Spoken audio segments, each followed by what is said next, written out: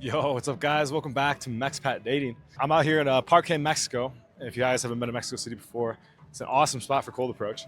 It's where I take most of the guys I work with out, and it's a lot of people here, man, especially on a Sunday. So today I'm going to be talking about being open-minded with dating and why this is so important and when it's important on your journey. There's times where I think you need to be very focused and very direct and assertive with what you want.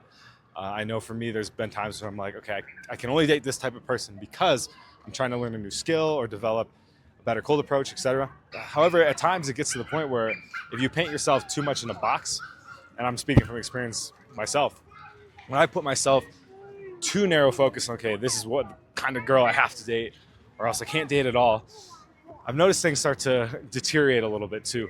So I think it's really important to make sure you are being open-minded and being open to the types of girls you're going to meet, because you never know what person might be a good compatible match for you for dating, long-term, short-term, whatever it might be. But if you're being too kind of rigid with, okay, she's got to be this height, she's got to behave like this, she's got to be from this kind of family, she has to have these 30 green flags, then you might end up getting in ruts where you don't really meet people for a while.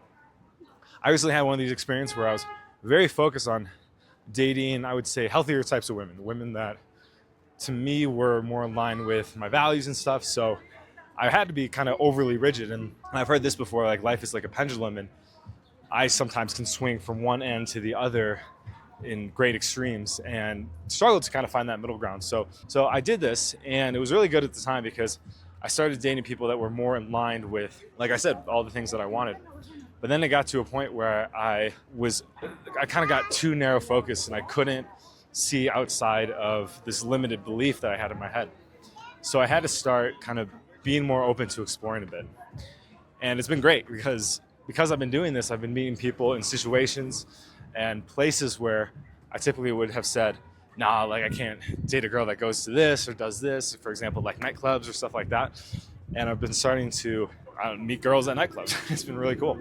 The other night I had a date, and then I went out by myself to kind of go to some house music parties.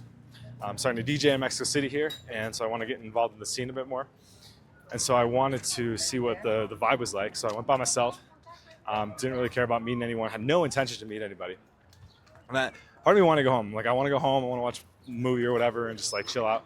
I decided to go to this one more venue, and I met this girl outside of the venue who we ended up, dancing together the whole night, and we're gonna get together coming up shortly. And so, in the past I would have been like, I can't go to a nightclub, man. Like I ain't gonna meet a quality girl there. And I actually met a girl that really vibed with, and it turns out she's like a very healthy person, and she didn't drink the whole night. And I was like, okay, this is surreal, right? Because a couple weeks ago I would have been like, nah, man, like I can't do that. Like I said, like so many red flags at nightclubs, which there is some truth there. But in this scenario, I let myself be open-minded, and because of it, I met a really cool chick. So if you're out there on your dating journey, guys, and you're kind of maybe struggling to get the results that you want, that's my invitation today, to kind of think about maybe in places where you could open your mind a bit, expand your comfort zone, allow yourself to meet people girls that you would typically say no to. And you never know what might happen. Again, sometimes being too rigid is not a great thing. And like what I was sharing earlier, like what happened is that because I did that, and I was like, okay, she has to be literally this exact archetype. I went a while without having many dates because I was just still doing a lot of cold approach and meeting people, but my standards were maybe a bit too narrow, right?